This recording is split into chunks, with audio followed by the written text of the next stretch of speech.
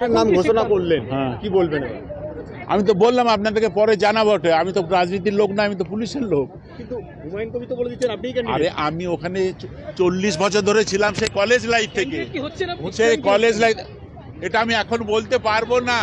আমি যদি ক্যান্ডিডেট হই, যদি হিন্দু, মুসলিম, জৈন, খ্রিস্টান যত জাতি আছে সবাইকে সমান করে দেখতে পারি, তবে আমি ক্যান্ডিডেট হব, আদারওয়াইজ হব না।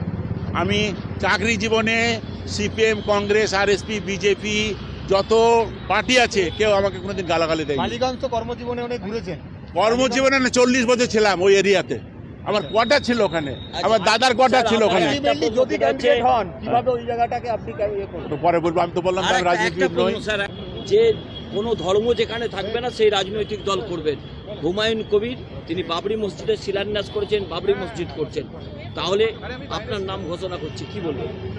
আমাকে তো, আমি ওইসব ব্যাপারে প্রশ্ন কোনো উত্তর দেবো না।